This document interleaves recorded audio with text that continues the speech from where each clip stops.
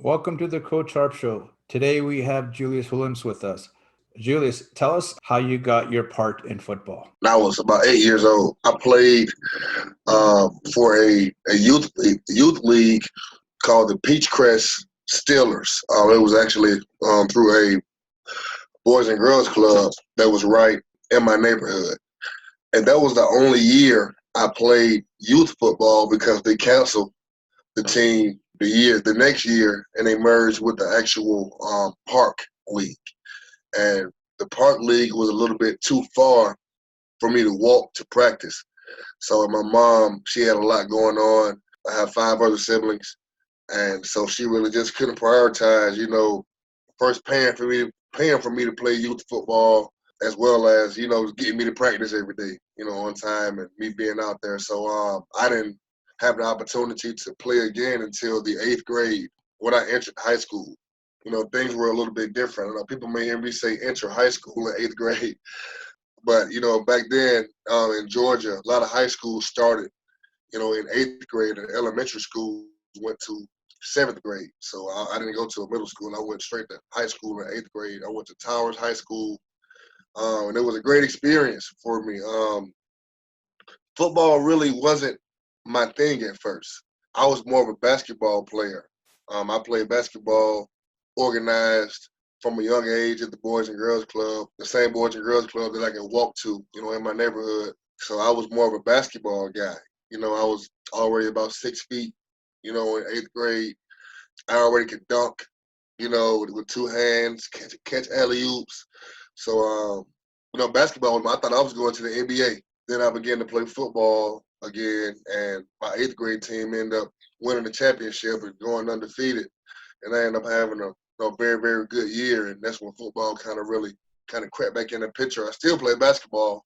As I began to grow, I began to get a lot wider than I got taller. I began to take football more serious because I began to thrive more in football, and I began to get college letters. I wasn't getting in about 10th grade. I began to get, college interest recruiting letters for football. People telling me they wanted me to come to their university, and I wasn't getting that from basketball schools or from schools for basketball, and that's when I ultimately began to, take football serious. That's good. As you're going through school, how important was academics for you? Academics were very important. My mom, for one, she was one of those moms that, she wanted us to go to school and, and do well. I mean, she didn't beat us into the ground to make, A's and B's. You definitely weren't going to come home failing. And, she made sure she stayed on top of us and made sure we put our best foot forward, because if we didn't, my mom took me off the high school basketball team in the 8th grade. I cried, we were having a great run, and she pulled me off the team because teachers called home and told her that, I was acting up in school and, I was heading towards, failing the 8th grade. So she snatched me off the basketball team, in my 8th grade year, just because, I wasn't doing well in school. So, school was always definitely important to me. We couldn't play sports without academics. I noticed the school has really changed now from basically when you and I went to school back in the day, stuff like that. As you entered through your school, as you went to university, college, how did you feel when you got first into the NFL? The NFL was a dream, from the very, very beginning. I didn't have a TV growing up. I would go to my uncle's house. He had a big screen TV. I'll never forget it. And they had a big floor model, like the old school big screen TVs, man. And on Sundays, he and his buddies would get together. Man, I would be like, man, those guys, they're playing football on TV. I was a young kid. They're like, yeah, that's the NFL.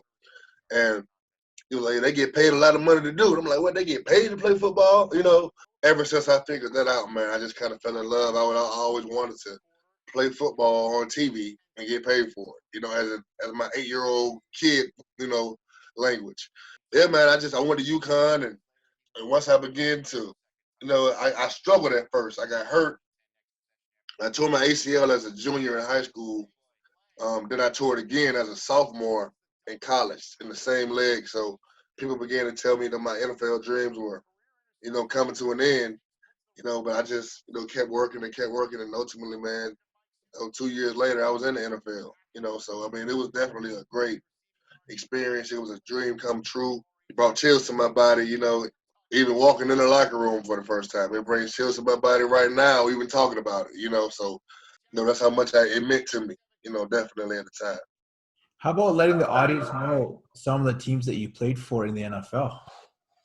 Okay, so I just played for one team in the NFL. I just played with the Jacksonville Jaguars. I was there for 2009 and 2010, and then I went up with the CFL and played with the Edmonton Eskimos. 2011 and 12, then the BC Lions, 2013, and then I actually decided to retire after that 2013 season with BC Lions because I was injured, right? And I had been injured for like 2 years straight, and nothing good was happening from the injury. So I decided to hang up my cleats, when I left BC, and then I got a call from San Jose SaberCats telling me that they would bring me in and try to revive me, and I could rehab my knee and get back to playing, and I'm very, very thankful, to those guys in the Arena League for doing that. I went there and began to rehab, and then once they figured out that I wasn't getting any better, they traded me. So they traded me to the Philadelphia Soul. I appreciate their organization as well because they did the same thing, and just trying to rehab and get me better. They got me back to practicing, and things were feeling good. And then my mom had an aneurysm, a brain aneurysm, and then I decided to, come home, and care for my mom, and then it was that next season I got drafted in the expansion draft to the Las Vegas team, but I decided that I just wasn't, I wasn't going to go out there. I was too mentally distraught. My knee was already banged up for 3 years, and my mom had just had an aneurysm. So um, that was ultimately, those two decisions were, ultimately what made me decide to give it up and retire. I see that you faced a lot of adversity through your professional career playing. How did you face adversity through your personal life? Oh man, definitely, man. I grew up in a very rough neighborhood.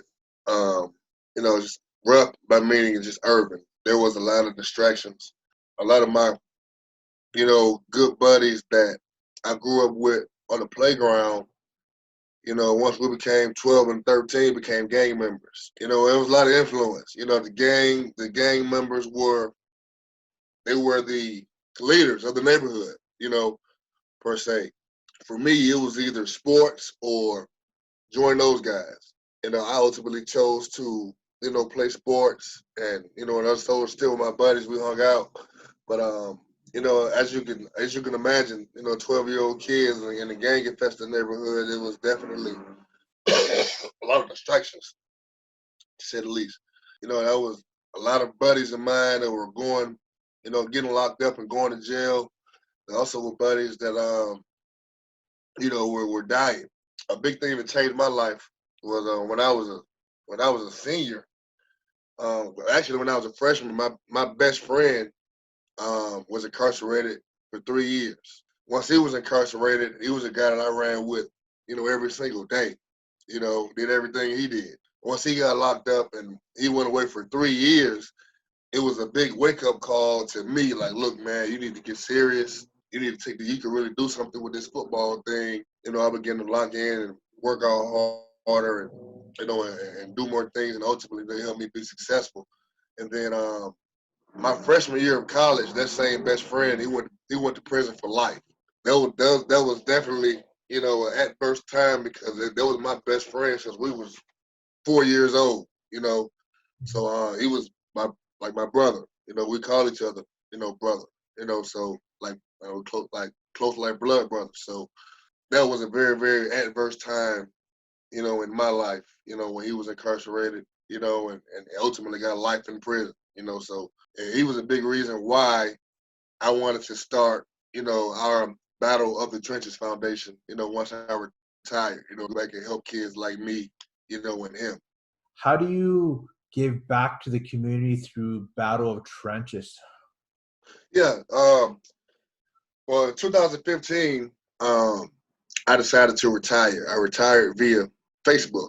It shows you the technology and how it's growing.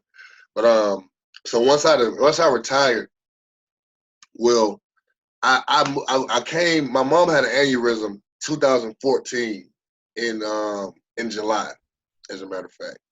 So um, I left Philadelphia in July, and I came home. And when I moved home, um, I I got rid of my house that I had, and I moved in with my mom's house because she needed me to be there to take care of her, right? So once I did that, man, I was a lot closer to my old neighborhood. So where I lived about 35, maybe 40 minutes from my old neighborhood.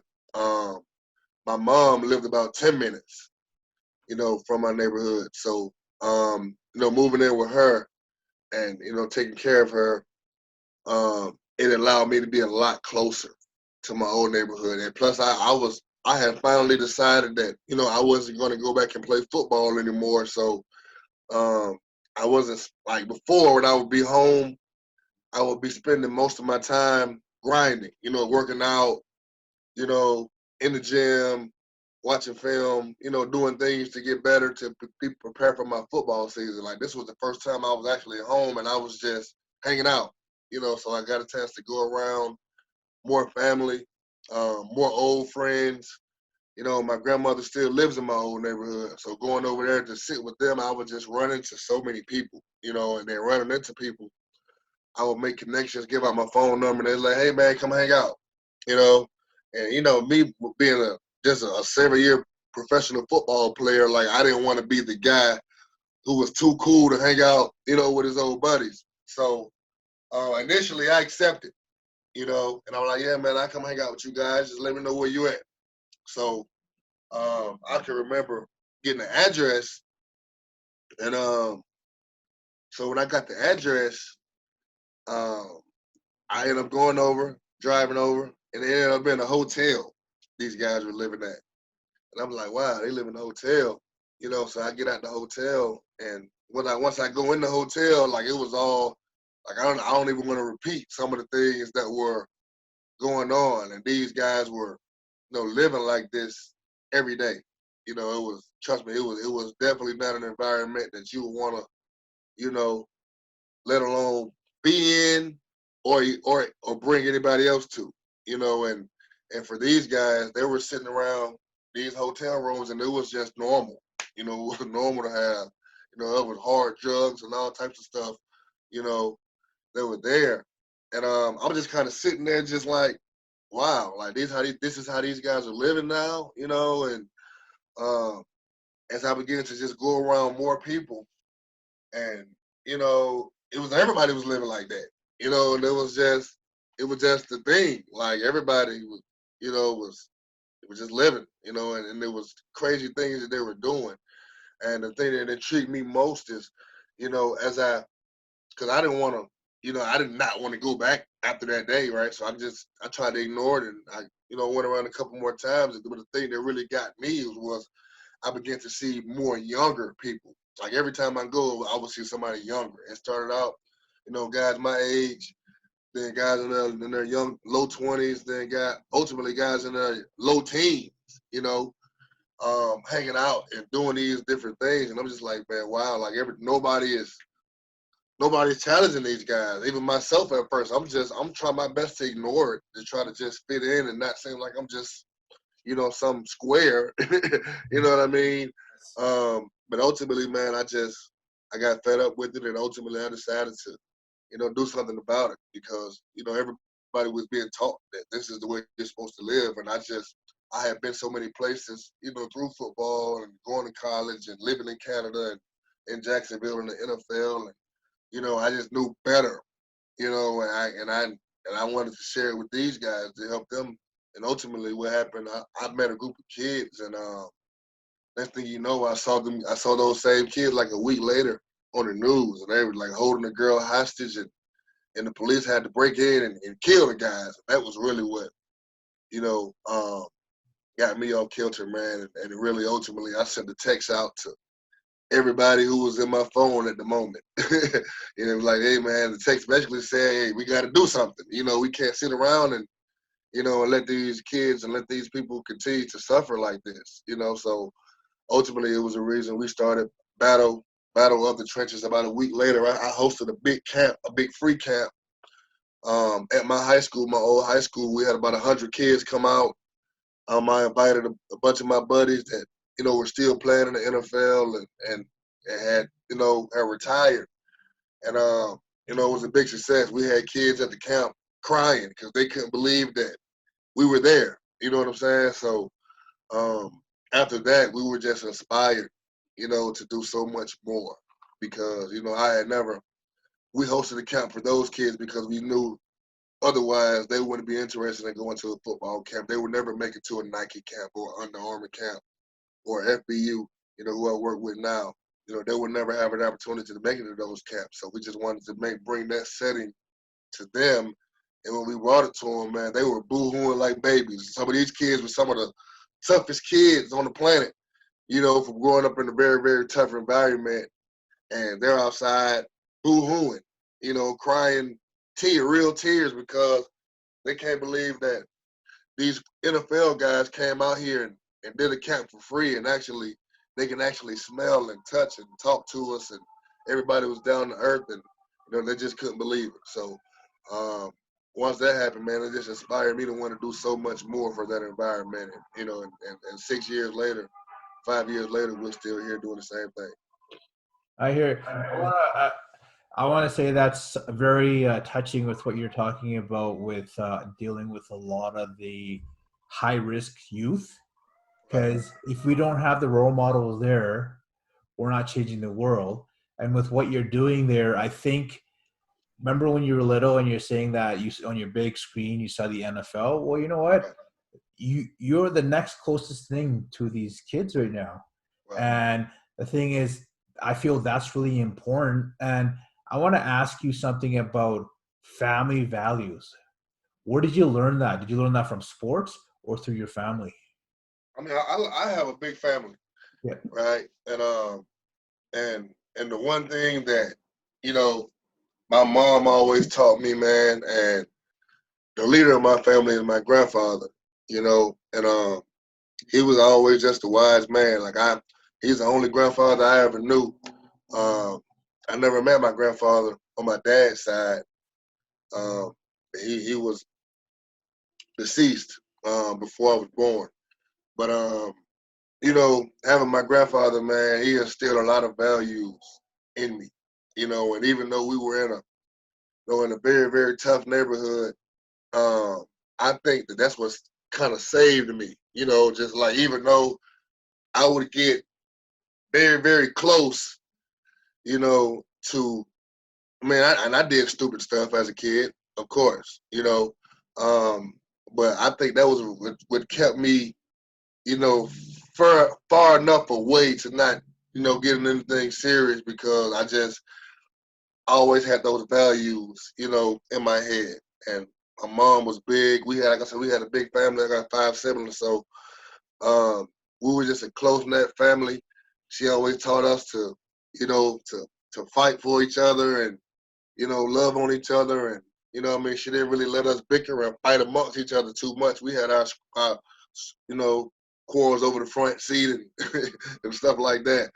But they just wouldn't allow it. Your family is where you come from, and ultimately, the people who are going to care for you, the most. And I was just, and I always believed in that, and I was always, big on family because of that. Yeah, those are very core values I feel that make character of who we are today. As you're moving, what are you doing currently now these days? So currently now I just run the foundation. I also train. I train athletes. Starting at age 4 up until they can't play football anymore.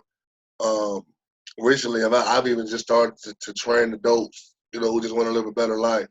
But that's pretty much what I'm doing every day, man. I'm training and just running these programs. We have clinics and we have a couple guys that we mentor online and over the phone and um, I'm I'm traveling next week to go do the FBU national camp.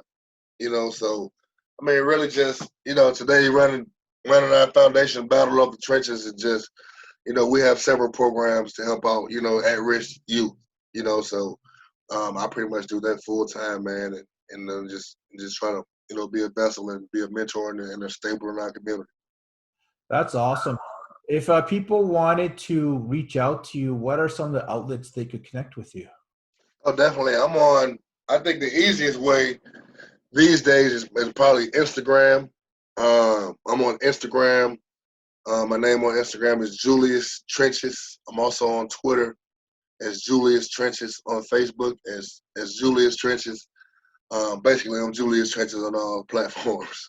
And yeah, man, or they can email julius.trenches at Gmail, info@juliustrenches.com.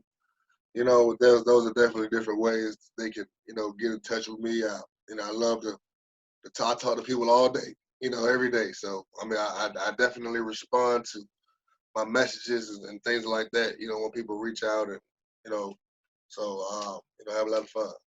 Well, I definitely want to say that I'm really inspired and definitely moved by your story. I feel the realism and the authenticity is so important because Right. it sometimes people don't talk about that kind of stuff, right? Right. So I just wanted to say thank you for being on the Coach Harp Show, especially on July 4th, because I'm sure you got some great things to go to tonight. Or Okay. I just wanted to say for everyone that's watching Coach Harp, you guys could see some more videos on Coach Harp, www.coachharp hyphen it's Coach Harp .ca and also Coach Harp .ca.com. Thank you for your time today, Julius. So thank you, Coach Harp, for for the platform and definitely put things out there for sure. I'm looking forward to do some work with you in the future, possibly in Canada, US, wherever we're able to work with the youth, because that's where everything goes. Thank you for your time, Julius. Yes, sir. Yes, sir. I told you, man, I've been trying to get back to Canada, man. So definitely reach out to me, man, and let's come together. Yes, sir. Awesome. Sounds good. Have yourself a good day, Julius. Sir, you too. Thank you. Bye.